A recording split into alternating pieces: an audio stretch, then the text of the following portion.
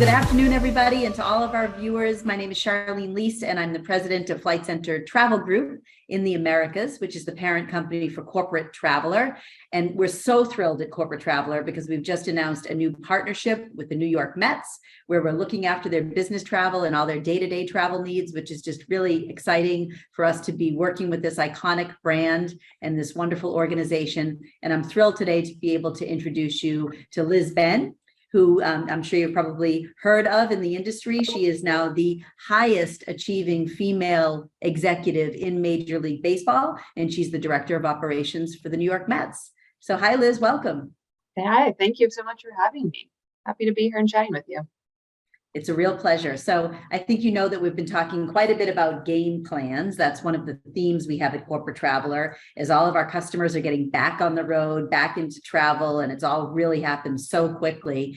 We need a game plan for our clients. You know, they need to know how to look after their travelers. They need to make sure they've got a great policy when it comes to expenses, and also when it comes to preferred suppliers, and just making sure that everybody knows the game plan when they get out there on the road. So we thought there's quite a few synergies between our game plan and probably what you're looking to do on behalf of the Mets in your new role.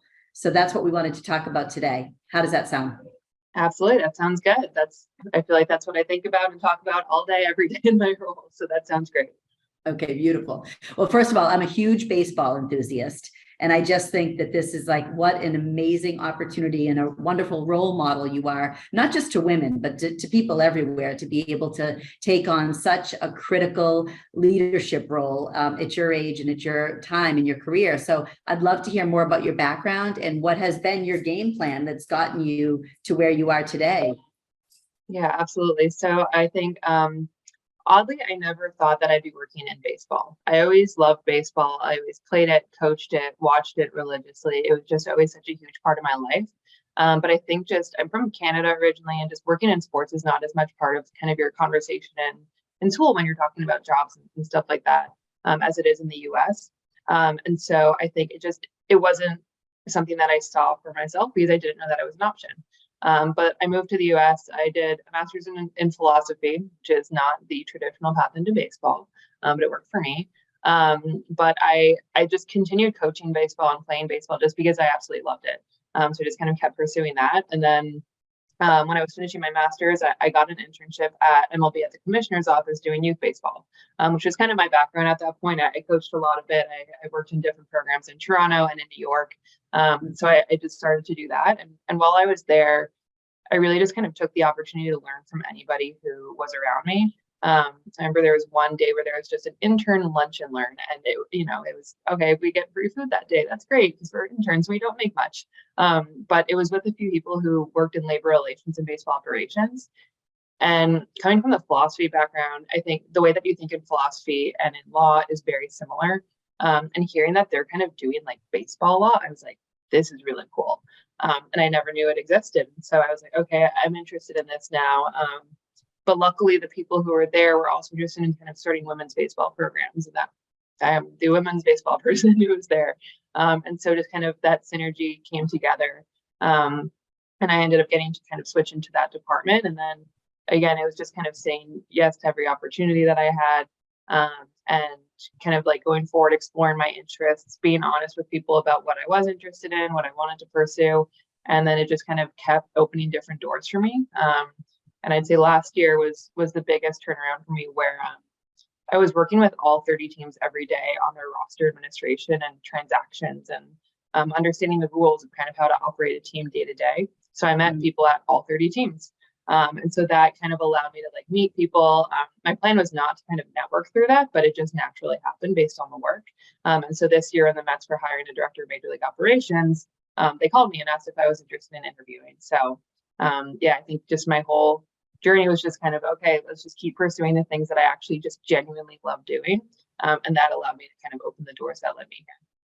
Yeah, well, that's quite a game plan. I did read that about you, that you've just tried to say yes to every opportunity that was available to you and every door that was opened. And I just think that that's such a great mantra. It's a great philosophy. It's a great way to go through life. And it's certainly something that we look at with our customers too. You know, when we get a request, regardless of how unusual it might be, we try to find a way to say yes. we try to find a way to be able to, accommodate that and maybe customize the program, even if it's a bit of a pivot or a bit of a change. So I just think that's a great spirit and a great enthusiasm with which to approach everything, Yeah.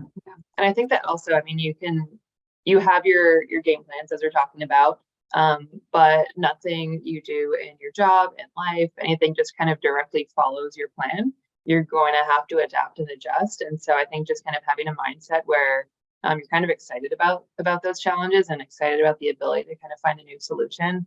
I think that's kind of a nice way to approach it, so that you're not annoyed when it's not following kind of the exact plan you had laid out, but it's like, all right, yeah, let's figure out a way to kind of like pivot and approach it from this angle now. Exactly. Expect that the journey is going to have a few twists and turns, but they usually make us better, I think. Absolutely. And you talk about that with your background in Toronto and certainly going to school for philosophy. Toronto is a big city for us as well, too. So we've got a lot of wonderful customer relationships up in Toronto. But baseball is not, especially for women, baseball is not nearly as big as hockey. So and I understand that you're a pitcher to this day. You still play baseball, right, in New York City? I do. Yeah, my fun little weekend league. I can't give it up. Well, that's unbelievable and super inspiring. So tell me how you ended up, though. Like, what originally interested you as a young girl in baseball? I think so. My mom is from New Jersey, and so she grew up a Yankee fan and just loved baseball. So she would watch it. She was interested in it, and I have an older brother. He watched it, then he wanted to play, and it was just the two of us, the two kids. And so he needed somebody to practice with. I was there. It was very convenient for him. But then I think as I was playing and everything, I think I really, it's odd kind of reflecting on and thinking, okay, when I was 6 years old, like what really drew me in? But it was kind of the mental challenge. Like I just remember at the Little League, there was kind of a clubhouse, which was just a very small brick building. And I would kind of picture certain bricks on it. And I was like, well, I have to hit that brick with the ball when I'm throwing it. Pretending that I'm Mariano Rivera, like a closing pitcher, bases loaded, World Series. And I would kind of put that pressure on myself, and I loved it. I absolutely loved it. And so, I mean, I loved the game. My mom, my brother introduced me. My dad couldn't care less about sports. There's no interest there.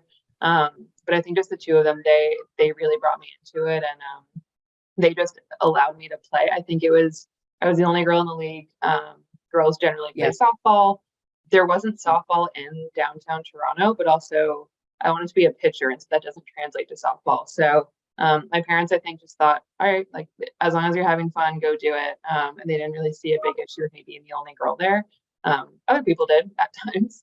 But my parents were just like, well, if you're having fun, go have fun. And so I just kind of kept doing it. And then I think the mental challenges kind of like shifted and grew differently at different times. And so, I loved it. I loved it my whole life. And I'm glad I got to keep doing it until now.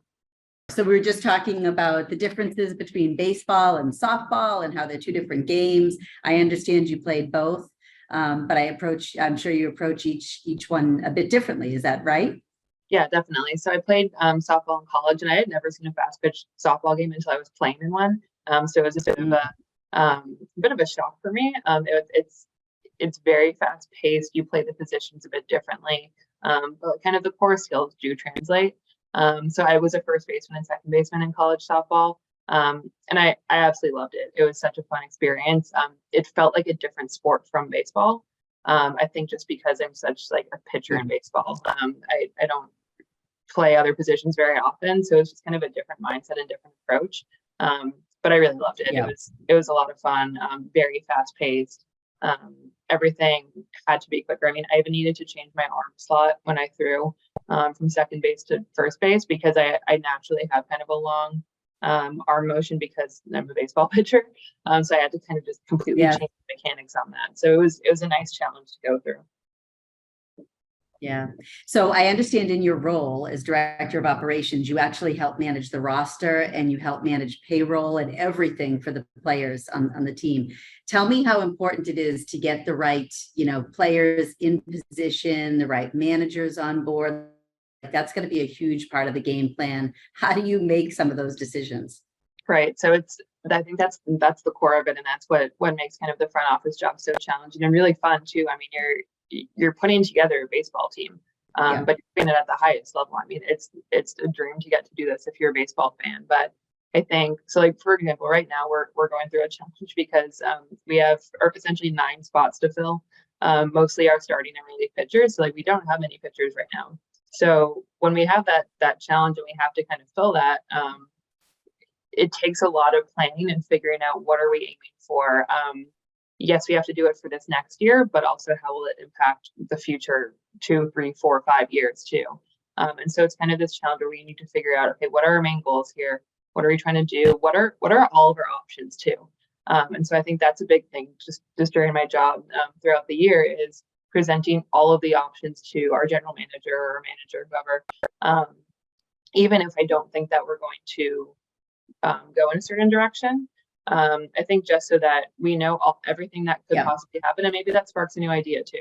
Or at another point of the year, it sparks something. It's like, oh, we were able to do that at that point. Can we still do something similar? So it's a tough challenge, but it's a lot of fun. And I think too, just with game planning and having the right people in place, our GM Billy Epler, he's great with appreciating and truly valuing diversity of thought. And so when we're making these decisions, it's not just kind of like Billy and 2 or 3 people. No, he's making sure that people from analytics, scouting, baseball operations, coaching, everybody has a voice in these discussions. And so you're understanding a player or a coach from all the different perspectives that are kind of like, interacting with that person and making decisions with that person every day during the season. So that's something that I think is really cool and was important when I was making the transition here. I wanted somebody who kind of thought of diversity of thought and appreciated that. And that's definitely kind of what's going on here. So it's a nice process to have. And we have, great people who are experts in their field at every place, and they're all impacting the decisions that we're making on a day-to-day basis. Yeah, it's great to hear. So many different pieces come together, I'm sure, and all of that. And you mentioned coach and obviously Billy and your relationship there, but tell me how important it is to have a good mentor or a good coach for you, whether it's in your career progression to date or in your day-to-day job today.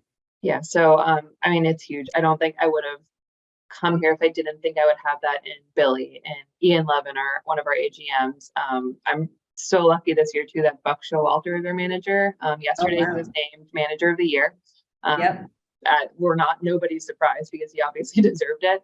But I mean, he's a baseball legend and knows more about the game than most people ever.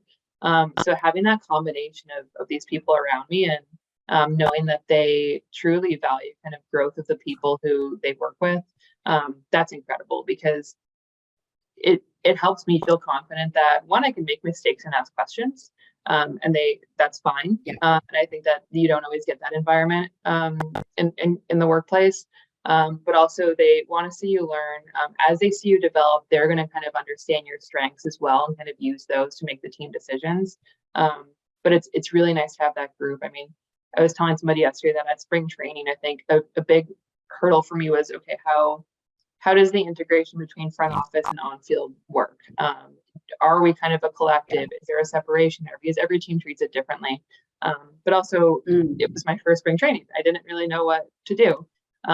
Buck came up to me one day and he said, "Hey, I hear you coached and did some player development in the past." And I was like, "Well, yeah, at the high school level. I mean, not Major League Baseball." He's like, "Oh, great. Don't care.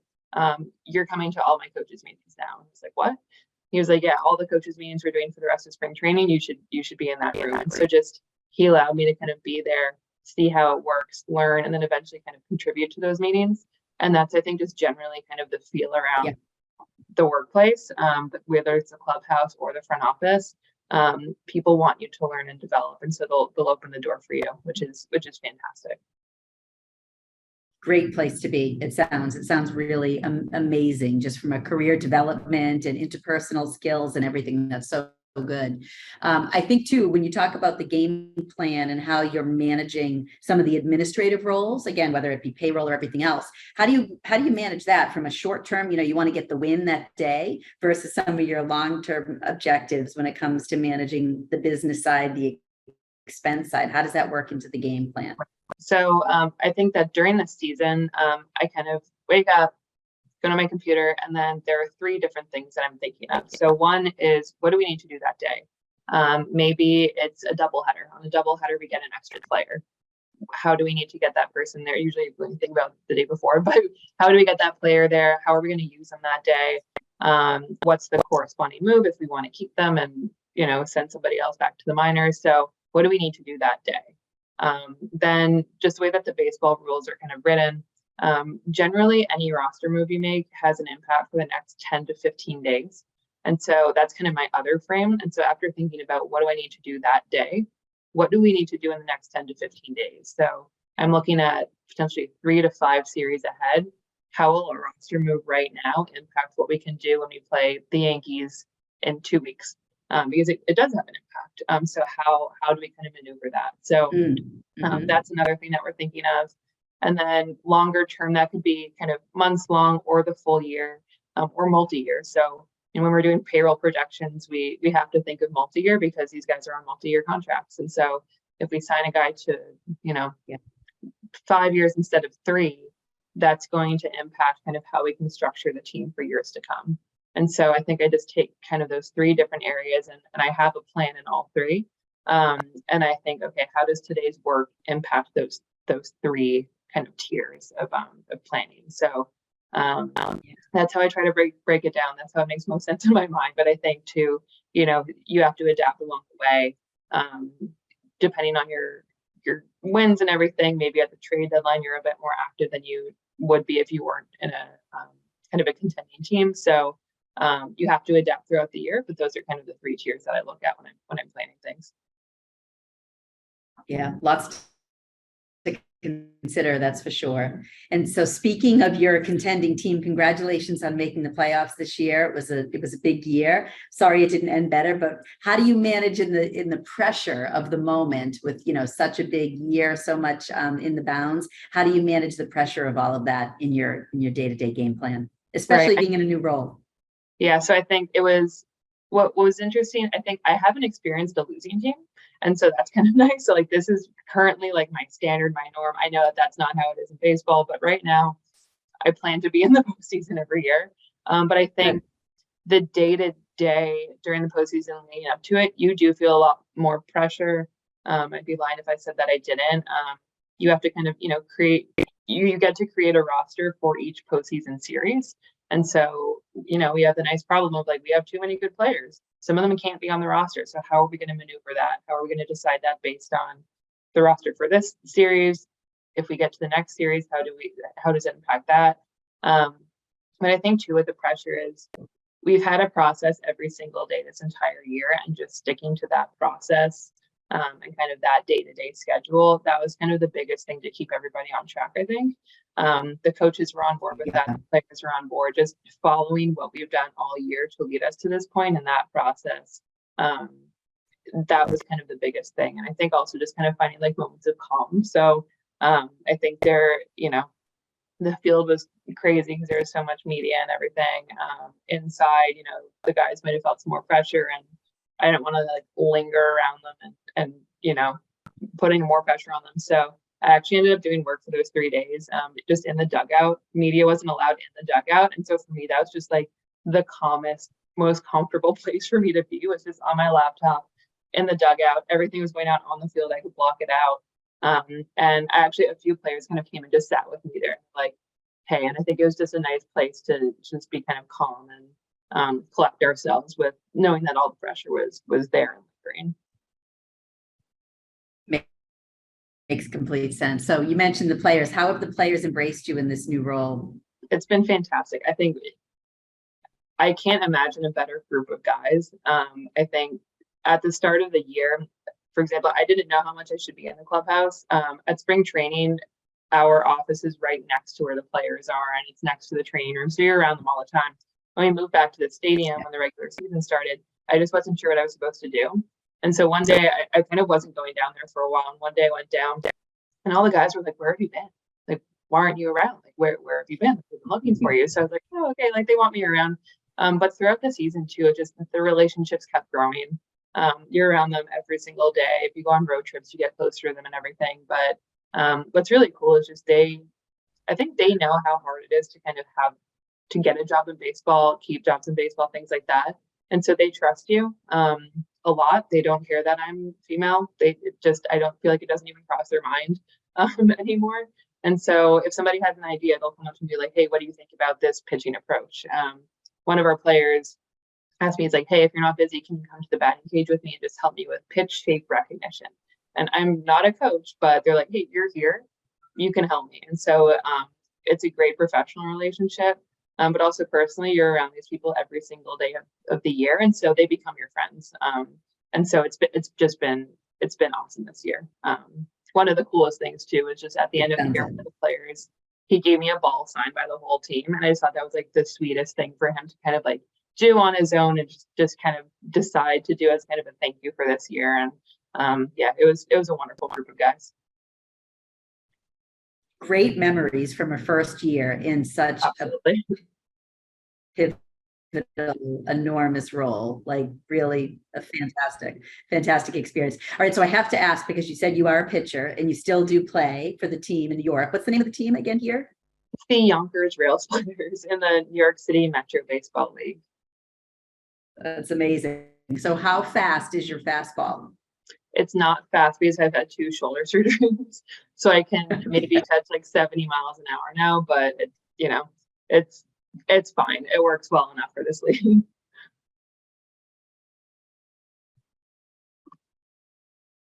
Pretty good. That's pretty good, I'll say. Tell me what's your game plan for the off season. Are you going to get any downtime and vacation? So right after we got knocked out of the playoffs, I booked a flight to Italy. So I went to Italy by myself for a week. And so that was nice. It kind of acted as kind of this buffer period of time between our season ending and kind of going into full off season mode. And because the playoffs were still going on, like you couldn't trade players yet and stuff. So and their free agency wasn't available. So it was a good time to go. But now we're full on, build a new baseball team mode. So I think right up until spring training, it's going to be a lot of work. And it's a different phase of the job. In the season, you're managing the team, you're figuring out how to best serve the team for the upcoming series. Now it's okay, we need to build a new baseball team for next year. A lot of core pieces are staying, which is great. Pretty much our fielders are all in place, which is wonderful, but we need to build a full pitching staff. And so it's a challenge, but it's fun. And there's so many ways you can approach it too. I mean, you can trade players, you can just sign guys off with free agency. There's guys in our minor league system who can come up. So it's just figuring out how to kind of mix all those different methods together. It's a challenge right now, and I'm learning a lot by watching my coworkers who have done this before. But yeah, I had my break, and I think we're just full speed ahead right now. Yeah, you're fully energized and ready to get back to it, it seems. So that's great. Well, amazing. I have to say, it's been such a pleasure talking to you, Liz. I really appreciate you taking the time with all of us on behalf of Corporate Traveler, talking about your game plan, certainly how it relates to our game plan, approaching the business of travel and looking after our customers. There's so much alignment. And I just wish you all of the best in your new role in the next season, and hope to meet you in person in New York soon. So thanks so much for taking the time. Yeah, it would be great to meet you. Thanks so much for having me and for chatting. Okay, perfect. Next time we'll do it in person. Absolutely.